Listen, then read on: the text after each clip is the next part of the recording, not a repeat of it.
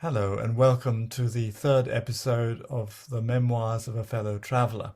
And in this episode, I will be sharing stories about my experiences as a medical missionary in the south of Thailand. At the end of the episode, I would like to reflect on these in the light of the Enneagram, the fourth way Enneagram, and the wisdom that it uh, teaches, and in the light of the law of seven that governs the way things evolve and happen in one's life and in all sorts of other processes as well.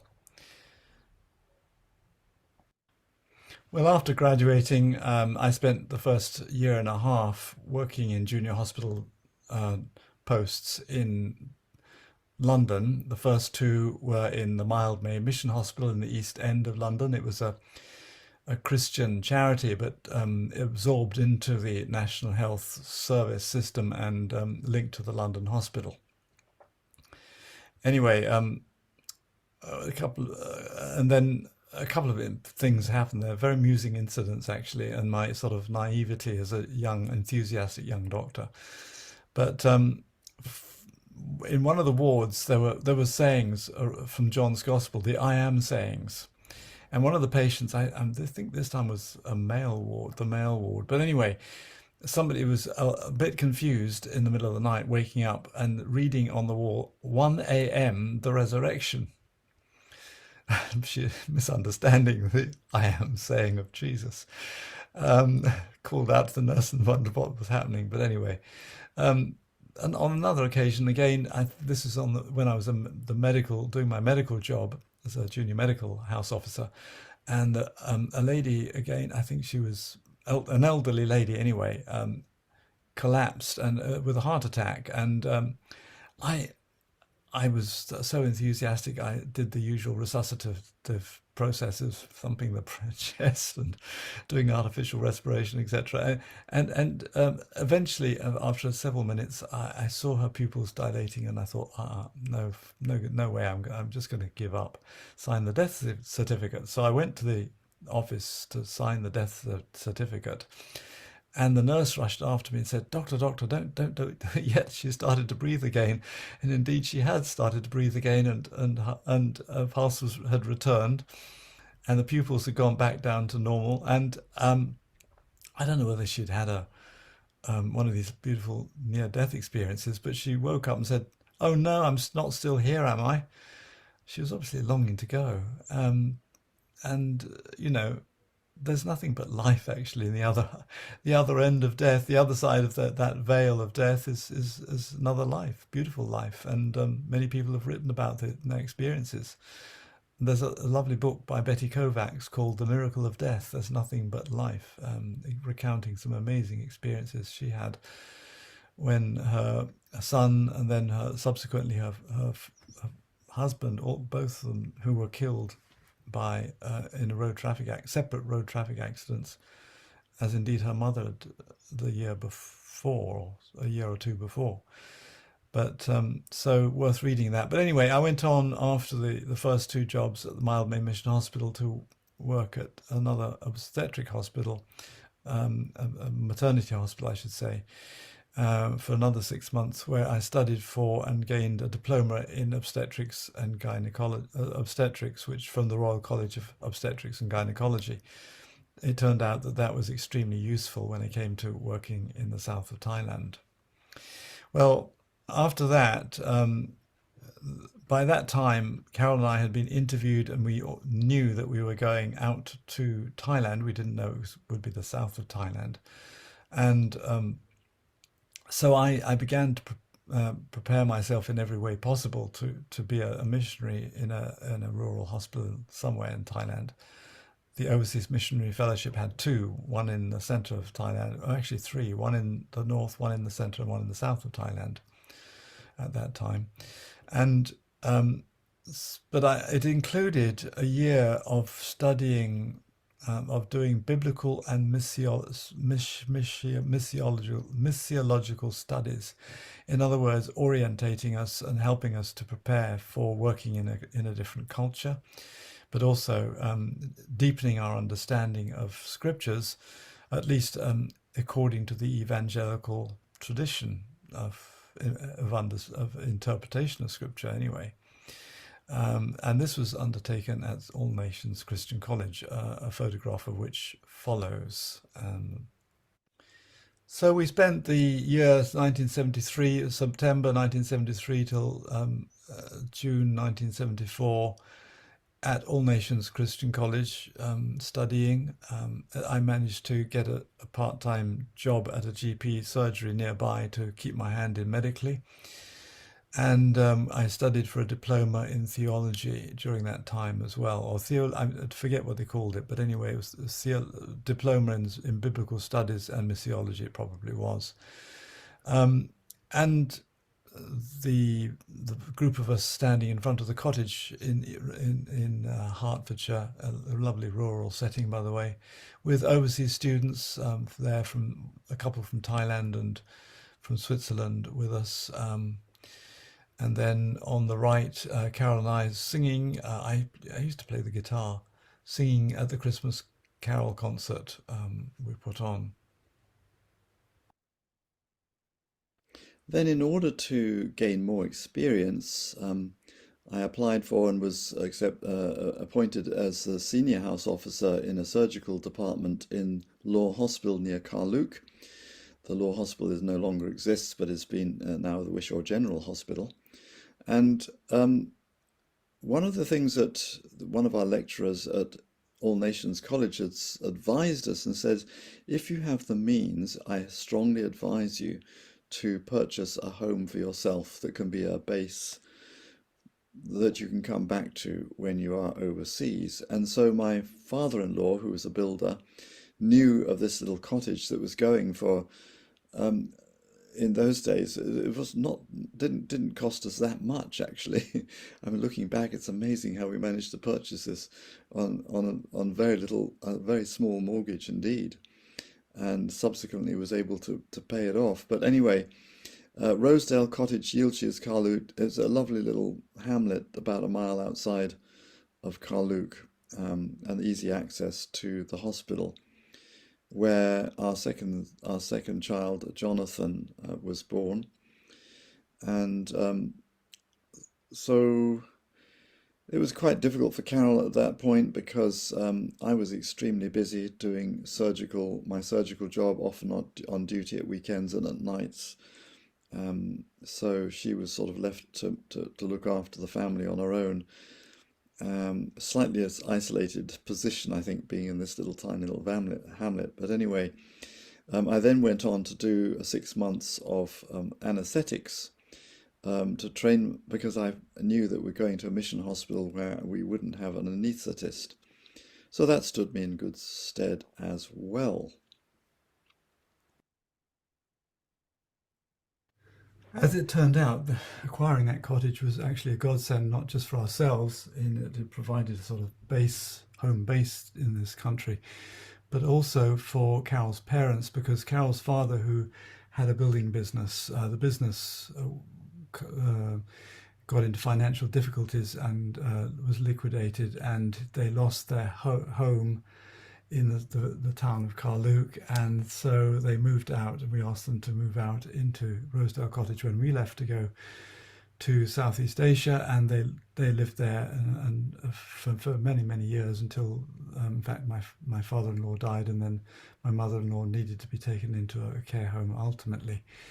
But so here is Carol's twin brother standing with her outside the back of the cottage. By that time they'd built a wee extension, and this was on our first visit back to the UK after 4 years in Thailand. And then to the right you can see a group of family, friends and neighbours, including Carol's brother-in-law and sister. And anyway, that was just to say that it was a very wonderful thing. And the cottage itself actually had been the schoolhouse for Carol's father's mother. That's her grandmother on her father's side, who had been a farmer just up the road, and so it kind of has a family connection. And when we no longer needed it, we sold it to Carol's nephew, so it stayed in the family. During our time at All Nations Christian College, Carol and I had both been interviewed and accepted into the as missionaries in the Overseas Missionary Fellowship. And so the first thing we did on after leaving the UK before going to Thailand, where we were going, was to spend 3 months orientating, being on an orientation course in the OMF headquarters in Singapore. Well, after a year of language study in Bangkok, Carol and I were posted to the hospital in Saiburi, Pattani Province on the south of Thailand. Um, Originally, we were supposed to be going to the hospital in central Thailand, a place called Manarom. Um, a few years after we arrived, I think probably about the second or third year in our first term of 4 years there, there was an outing on some public holiday that the missionary staff had taken the children on an outing, and there was a terrible crash and a loss of lives of children and the wives, and it was a tragedy of immense proportions. And I reflected back on that at the time and thought, my goodness, we could have been in that and involved in that. One of the surgeons had to operate while his wife and children had died, operate on the other survivors. It was very, very difficult indeed. So here we are. I've got a grainy old photograph of Saiburi, the front of entrance of Saiburi Christian Hospital. If any of you have watched the television series, the drama series, I think it's called Good Karma Hospital. It's set in Goa in India, but the whole ethos, atmosphere of the place is very similar to what I experienced in the south of Thailand at the Saiburi Christian Hospital. Well, before we went down to Saiburi, whilst we were still at language school, we had been given the address of somebody to go and visit. They had been studying at Glasgow University. This is a Thai citizen, and he had kept in touch with his hosts where he had lived during his time at Glasgow University. We had no idea who he was. But anyway, when we went to the address, it was a very palatial house with big walls around it and barbed wire netting all around the top, a very secure place. And when we were introduced, it turned out that this person had become the chief civil servant in Thailand, like the sort of office in the cabinet office. So quite an influential person. And when he heard that we were going to the south of Thailand, to the Pattani province, he said, "Why are you going there? It's very dangerous." And indeed, there was a Muslim majority of population, but there was also a separatist movement, an extremist movement, trying to separate it into a separate Muslim state from Thailand. And so there was a lot of kidnappings and killings and violence there.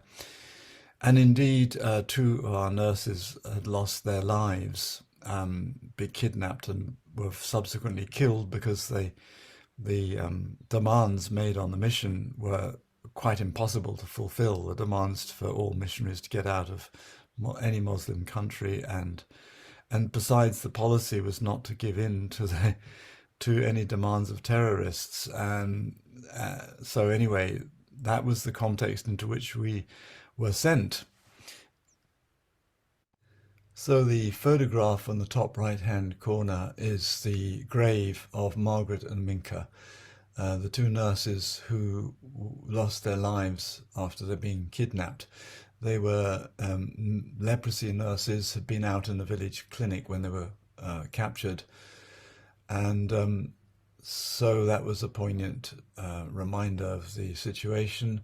Our house is the one that was behind that in the background, and the nurses there, there's one missionary nurse. She was the Marjorie Noel, I think her name was, the person who trained the nurse aides in the hospital, with a couple of nurse aide trainees. And the one on to her right is not in uniform, is a fully qualified nurse aide. So there we are. There's a team of the missionary team in South Thailand, which includes both the medical team and the non-medical team members. So myself on the right-hand side with Uncle Roo, the senior surgeon in the hospital at the time, on the back row on the right. To the back on the left is Dr. John Toop and other hospitals, and then Dr. David Simpkin with his wife kneeling on the bottom left, and then in the middle at the top row there's some nurses and Helen in the front row dressed in theatre outfit. That she was the theatre nurse, theatre sister. Then the photograph on the bottom right shows the patients waiting for the clinic appointments. Well, they had no appointments, they just turned up and waited. And we usually saw between 60 and 120 patients a day between us. The kidnapping by the extremist group had been very unpopular with the local population, including the Muslim population, incidentally. And then after that time, the government poured a lot of money into the area too. And we experienced after that a period of peace or relative peace. The kidnappings did continue, and I had to continue to deal with trauma of all kinds, gunshot wounds, very common. So there was conflict, but it was much safer for us personally as foreign missionaries there, and the hospital was certainly protected. So Saiburi is a lovely coastal town, a fishing town. These are just a few of the photographs of the fishing vessels moored in the two rivers that met in the front of the hospital in a big lagoon. And at the bottom left-hand corner, you've got the photograph there. You've got the crew practicing for the annual boat race. The different towns up and down the coast used to race each other.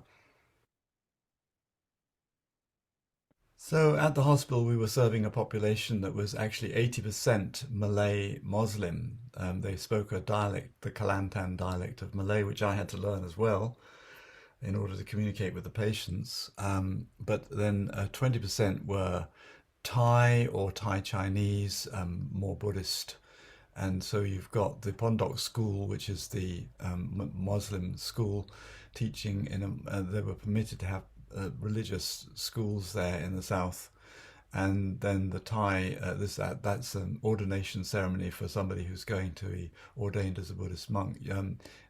Usually, often, everybody was all male children were expected to spend at least 3 months in the yellow robe, in the saffron robes, learning Buddhism.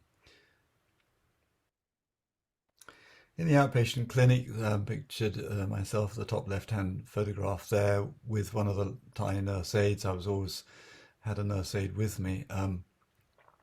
I was dealing with patients who spoke quite a different dialect of Thai often, um, and you could actually tell which village or town they came from sometimes if you're clever enough. The local dialect of Thai is quite different, and there were some ways of speaking. It's a bit like the Scottish English, true Scots English, and the King's English or Queen's English, King's English now. So, for example, if I was to ask in the Central Thai, "How are you feeling?" I would say "รู้สึกยังไงครับ," and in the Southern Thai dialect, you would say "sabanai." Anyway, that's enough of the language. The ward rounds I conducted every day, morning and evening, and of course that was a central feature. I kept very close touch with what was happening on the wards. There were only 30 beds, with an additional few beds for the leprosy wing, which is shown on the photograph in the top right, with the leprosy patients creating their crafts that they sold in order to make some money. The What you'll notice about the ward round is it was always in the background. You'll see one of the relatives that in order to look after the patients, all patients had to have a relative or somebody with them, because who looked after that sort of feeding and basic needs. So some of the basic stuff that nurses would be required to do in a hospital in this country were done by relatives. So the leprosy, I need to say a little bit about the leprosy wing. And leprosy itself, we had a leprosy wing, a leprosy clinic, and Dr. John, actually not shown in these photographs, David Simkin, he was the expert in reconstructive surgery for leprosy patients. He also dealt with cleft palates and the like, quite fine technique that he had. Uncle Roo, being the other sort of chief surgeon that I was sort of working with, was a sort of very quick in and out. Used to, we did all our operations, by the way, under local anesthetic that we could. That included spinals for everything in the abdomen and below. Um, anyway, the you can the leprosy was an interesting one because there was a very bad stigma attached to the leprosy. People were very fearful of the disfigurement, and therefore the people in the leprosy who had disfigured bodies because of leprosy were often ostracized, very much like you find in the gospel stories as well. Now, one of my jobs was to educate people and say, well, actually, you don't need to fear the people who are disfigured because actually they are disfigured because they've got a very strong immune reaction to the leprosy bacillus, and it's destroying their nerves and they can't feel, and that's why they get themselves damaged. And then the disfigurement. But in fact, it's the ones that don't show any obvious signs of the leprosy disease, which you can only pick up if you know a little bit more about the disease by noticing the quality of the skin, etc., as well as some anesthesia in the skin when you test it. So that was important, and to educate people. Then doctor, I did that every day at the clinic. So every clinic we had a coffee break time, and one of us used to stand up, and I tended to give a health talk with a sort of spiritual message behind it, if you like. Um, anyway, you can see myself consulting with the other two of the other doctors. We always had three of us in the hospital, but occasionally two. Dr. Rupert Clark, we called him Uncle Roo, retired quite soon after, I think after my first year, 4 years there. John Toop also retired, and we had another person come in, Dr. John Garland. I think he was became the superintendent of the hospital. There's a photograph of one of us operating in the theatre there, as I say, always under local anaesthetics. And I've got a few stories to tell, which I'll tell separately on this one. And then, interestingly, the patients were always curious to know what I'd removed. The photograph of me is showing what I'd removed from one of the patients. It was a big ovarian cyst, and it was so large they thought she was pregnant, but actually it was an ovarian cyst, which I had to remove. And so I'm showing the curious relatives what I'd done.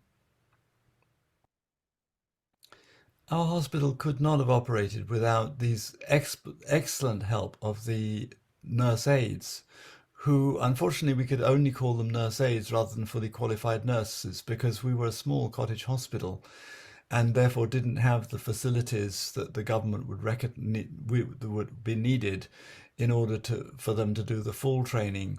That would require a university hospital. But anyway, to my mind, they were as good as a fully trained nurse.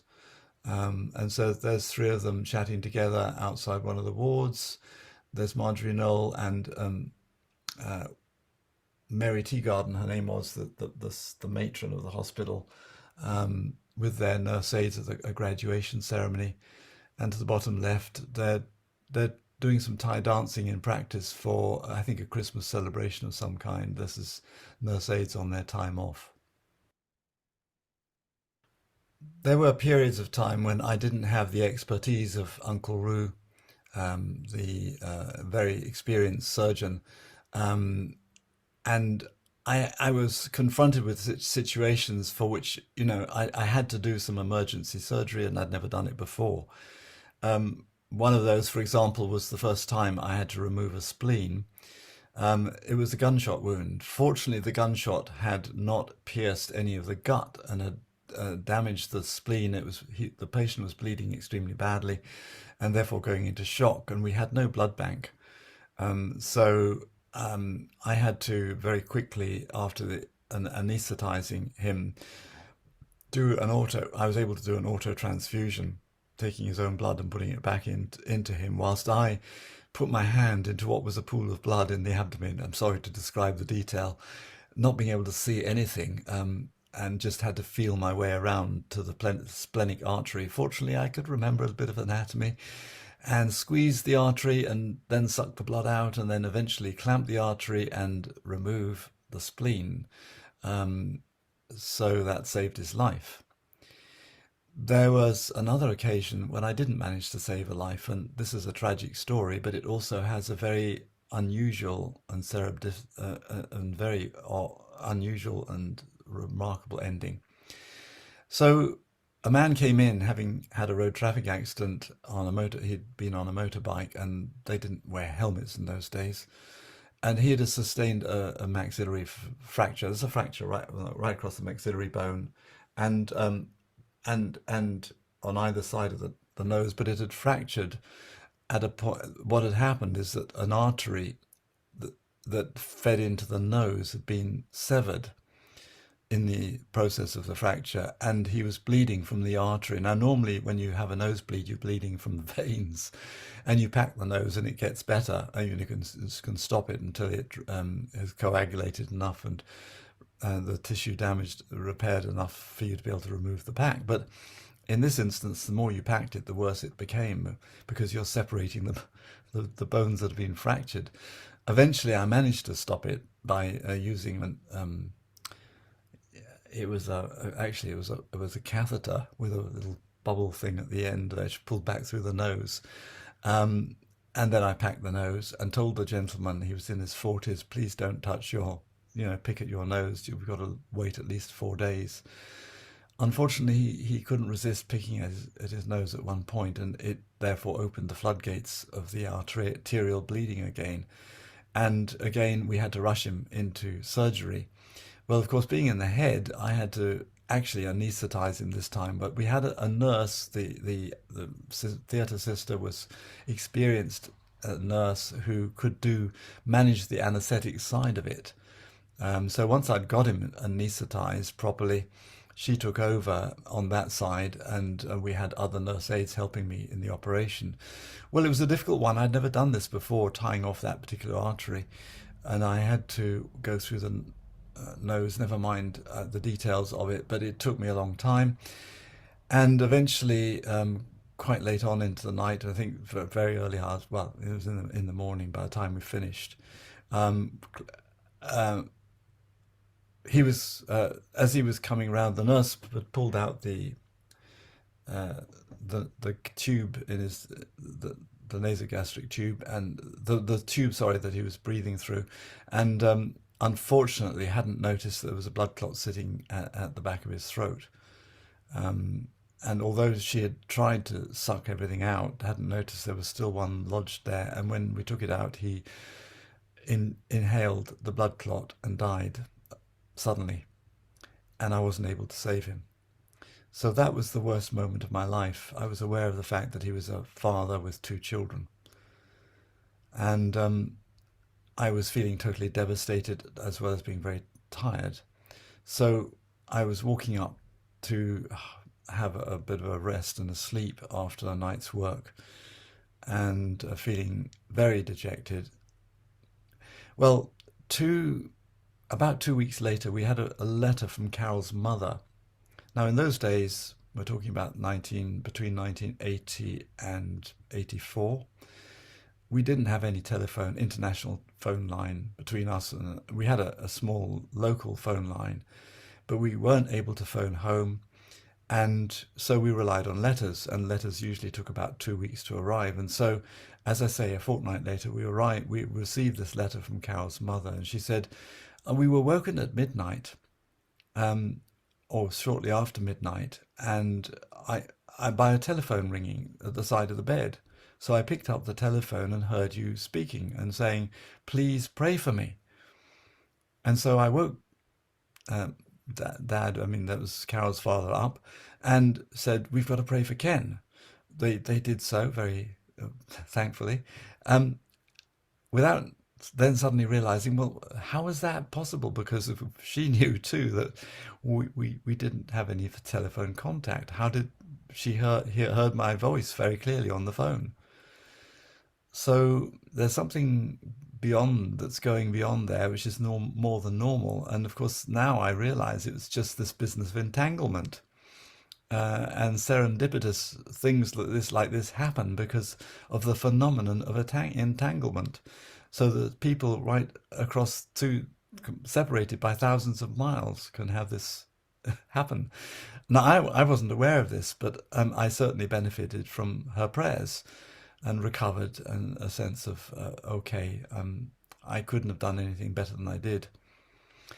There were others. I could tell lots of other stories. Obstetrics was one of the areas that you often had the worst emergencies. I remember being called to the maternity ward. Well, the where the nurse, there was a room set aside for giving birth, and we had a midwife nurse who was very good, but the birth had got attached, and sometimes it doesn't detach, and when they pulled the placenta out, it pulled the uterus out, and it was inverted. And I thought, oh my goodness, because it's a life-threatening situation too. Fortunately, in the back of my mind, I remembered that I think if you could use hydropressure. So I managed to I can't remember how I did it, but I managed to use water pressure to push the uterus back in, and we saved her life. So that was another good story. So a third story, while I'm about telling stories there, and that was an old man came in. He was, I don't know, I think he was in his 90s. No, it could have been in his 80s. I think it was in his about 84, 86, something like that. He was the grandfather of one of the members of the Thai Christian church, as it happened, a small, very small emerging church I'll talk about later. And anyway, he came in with this very large, very painful mass in the right iliac fossa, that's the right lower abdomen, which you normally associate with an appendix abscess. And I thought this is what it was. Well, I knew that we would have to drain it. So I opened it up and discovered, to my horror, that actually it was a very large gallbladder full of stones that was so large that it was right down in the area where the appendix should be. Normally it's right tucked under the liver in the upper right-hand quadrant of the abdomen. So I removed all the stones and drained him, and I thought, well, I can't remove the gallbladder, I can't do anything, I'll just leave a drain in and put a drip up and hope for the best. And he was, after that, I didn't hold out much hope for him. He was very weak and he was going downhill. But his granddaughter came to me and asked me to pray for him, and hoping very much for a miracle. And I had absolutely no faith for a miracle whatsoever. But so I thought, okay, I'll pray just to humor you. And so I stood at the bedside, remember praying for him. And after that, I did something which a very, very vague memory came into my mind of something that I could do. He was, and it involved injecting insulin and glucose at the same time to rebalance the electrolytes in his body. Anyway, I thought I'd give it a try. But meanwhile, Carol had got together a few of the other missionary wives and started praying earnestly for him as well. And I came down the next morning to do my usual ward round, expecting that he would be either on death's bed or have died during the night, but I hadn't been called. And I found him sitting up in bed eating rice soup. And he made a full recovery and lived another at least 4 or 5 years after that too. So there we are. Prayer is, there's absolutely nothing that I'm totally convinced of the ability of people surrounding somebody, irrespective of their faith beliefs even, but surrounding another person with love. And prayer is really just doing that and connecting with the ultimate love in which everything is embedded for some healing to take place. And I think that's what happened then. So that's a few stories to illustrate this extraordinary experience I had in the south of Thailand. But in many ways, living in the hospital compound, our children, my family, it was an idyllic situation for them because they had the security of the hospital compound fence, and the whole area of the hospital compound was theirs to play around. The most dangerous thing was the scorpions and snakes that occasionally appeared. But we sent them to Thai kindergarten when they were old enough, and here they are photographed with Carol and the Thai hospital administrator, and their two Thai friends that they've kept in touch with all even to this day. In fact, the Rachel, our daughter's friend, Narada, was the bridesmaid at her wedding many years later. So the other thing was that in order to relax, I purchased a little canoe, did some fishing maybe, and took the children out in it, and the lagoon in front of the hospital. And then the beach was only 5 minutes walk away across a bridge, and a lovely tropical beach. So we had lots of fun there, and you can see them with some of the other missionary children there. The only thing was that once they reached school age, the mission policy was to educate them, have them educated at the Chifu school in Malaysia. It was the Karen Highlands. It was a mission or institution run by people who are members of the Missionary Society. It was a lovely location. They really enjoyed it there. And there was only 60 children or so, so it was a very friendly atmosphere. And I think they flourished and thrived through going their primary school years. The only thing was that we had to let them go off, and so here's the plane on which they travelled to Malaysia. Every 6 months, we had 4 months term and 2 months of a holiday, and that was very difficult, I think, for Carol, but it enabled her then to get stuck into doing other things, which we'll be talking about next. Well, during the school term time, it was easier for Caroline and I also to get stuck in with life in the community, local community, visiting families, participating in social events. Carol even went harvesting, a very interesting experience harvesting Thai style in the south of Thailand, which is very different from in the north of in the other parts of Thailand. You actually harvest one ear at a time using a special knife held in the hand. And there's Carol with suitable clothing, covering yourself because of the leeches and all that sort of and insects that can bite you.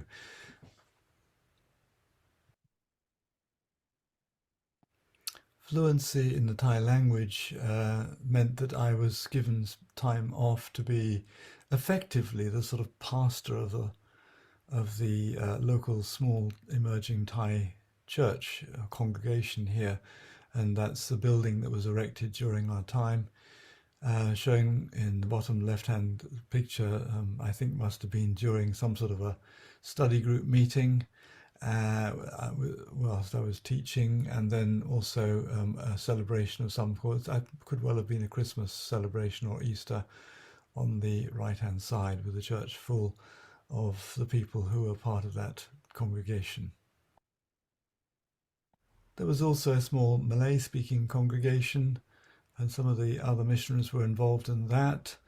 And on Easter Sunday morning, we used to gather together at the beach to have a sunrise service, and this has taken one Easter morning. I was also given time to do visits outside of the hospital. So on the top left-hand corner, that's a visit to a village some 2.5, 3 hours drive away. We'd been invited there because it was the home village of somebody in Saiburi who had become a Christian, and he wanted me to visit the village. We held a clinic there and spent a night, and I was just talking with them about what we call the good news of Jesus Christ. And on the right, I am sharing that same good news, must be a Christmas event, I think, with people in the market. So all of that was possible because of my fluency with the language.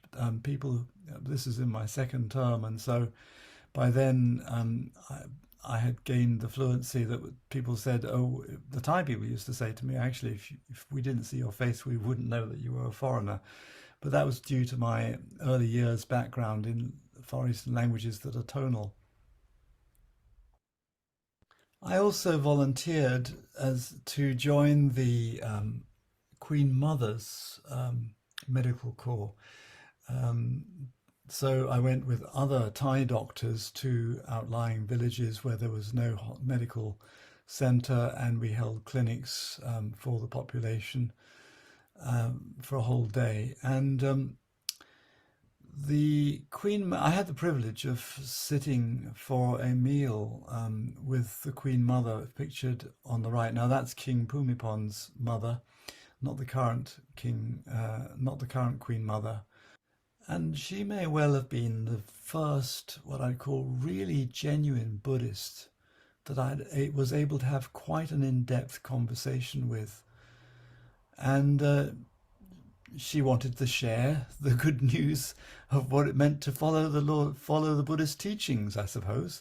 And I shared a little bit of my faith with her as well. But she was very gracious. And I sort of sensed that there were Christ-like qualities in her. And that was one of the incidents that I look back to now that began to raise questions in my mind about whether we could categorize people into the saved and unsaved, or whether, depending on whether or not they had signed up to the Christian faith, or rather believed in Jesus in the way that I had.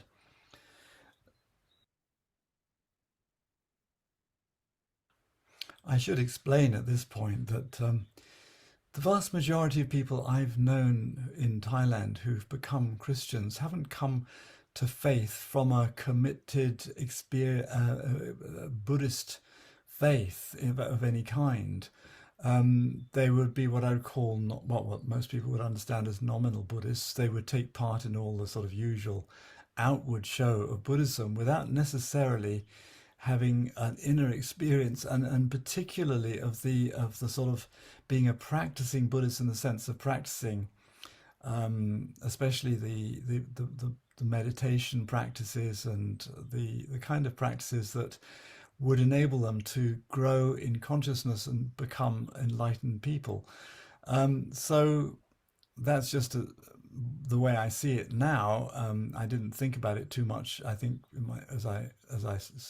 my earlier years.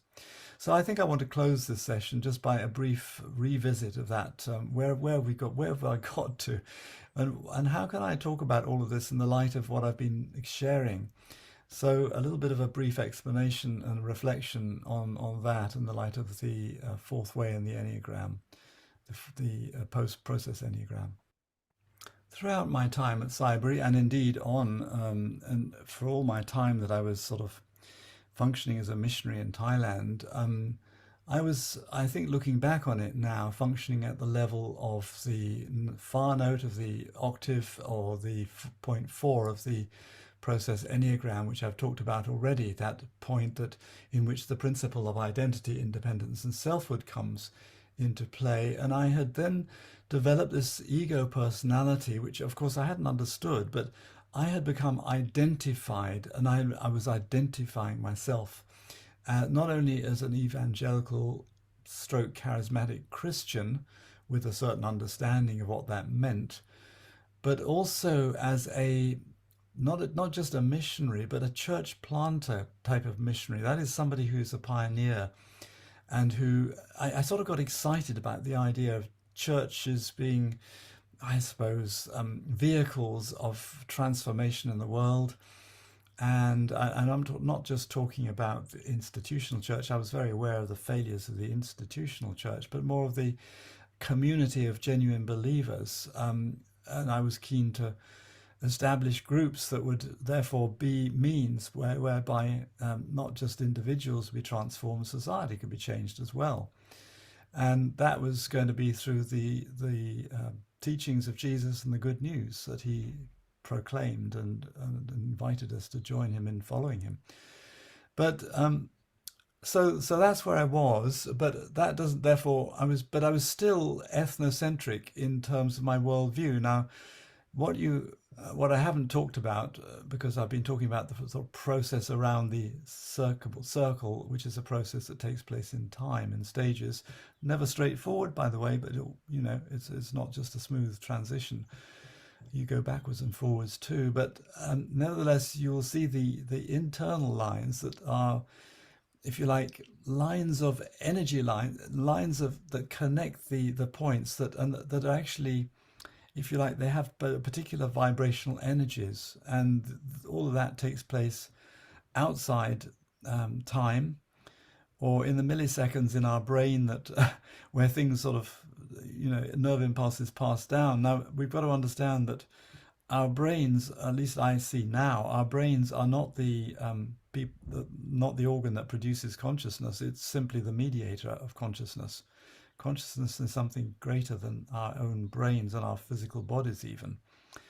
Anyway, that's a topic for another conversation. But what happens is that you tend to get stuck at this point and can't get past that midpoint. It's a very difficult crossover between the two halves of the Enneagram, the involutionary phase, in which talking about individuation in Jungian terms, and the evolutionary phase where we are evolving into a more fully and conscious human being and becoming awakened and reuniting with the divine. Now, what I haven't shown is that there's actually a barrier between the two halves, which is a kind of invisible barrier, because as far as Gurdjieff is concerned, to the right in the sort of, that's the evolution and development of ordinary consciousness. And the ascending half on the left-hand side is about evolving and developing into higher consciousness. And the higher consciousness is actually in the unconscious. We're not aware of it. And Asagioli talked about the lower unconscious, the middle unconscious, and the higher unconscious. So anyway, this transmission of energy is taking place outside of our conscious awareness, but it's impacting us. And therefore we are impacted. Even though I'm at point 4, the stuff that's gone on before is still impacting my life. And inevitably we find ourselves, we're still sort of, there are egocentric elements in us, yes, and ethnocentric view of the world and all the rest of it. So therefore, that's why I felt it was important for me to share the story, my faith in Jesus Christ, and encourage others to follow him too, his path as well, and to become, and to experience the life of the Spirit, etc. So anyway, what tends to happen is that these energy lines, instead of being able to cross over, you will see that the line from 1 connects to 4, therefore expansion, growth, and creativity informs, or there's an energy transmission that we receive at their point of identity from that first point, and then it travels back to point 2, the activity, interaction, and connection. And normally speaking, it would cross over the middle and go to freedom and purpose at point 8. But because we haven't yet crossed that barrier, there's a kind of buffer, which Gurdjieff talked about as a kind of buffer. And the reason for that is that, to be honest, there's all sorts of contradictions in what we say and believe and think. And in order to buffer and prevent ourselves from being too aware of this, to be able to live comfortably, if you like, in the present, in our ordinary everyday life, we don't see this other stuff that's beyond our consciousness. Anyway, what happens, therefore, is that you get this circuit of energy going from 1 down to 4, down to 2, and being bounced back, as I'm showing now on the slide, back to 1, and then you get this short circuiting going, so we get stuck on this side without being able to progress around further. Something fairly major usually has to happen to shift us across. And what is major is actually the death of ego self, or rather what Jesus talked about is this idea of denying yourself and taking up your cross and following him. Now I used to think that, well, that's what I've done. I've denied my all the opportunities I would get as a professional in this country, and gone to work with a mission that works on a faith mission basis with very little income and all the rest of it. But actually, it was looking back on it, I can see how much ego serving was going on there. I would just like to add that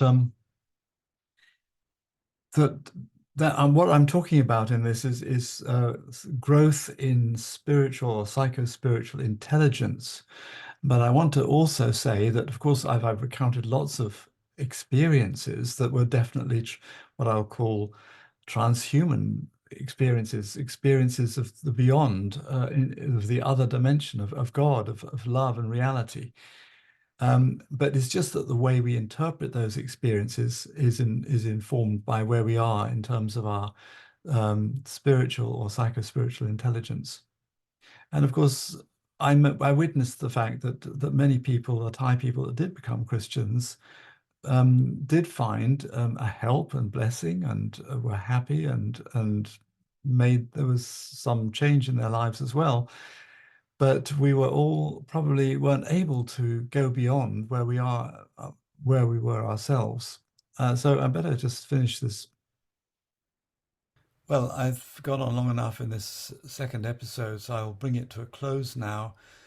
Before I continue the story, when I'll be talking about how and why Carol and I decided to leave the mission and accept an invitation from a Thai church leader, and work under Thai leadership, and the experience of working in a very, very much, very different cultural context.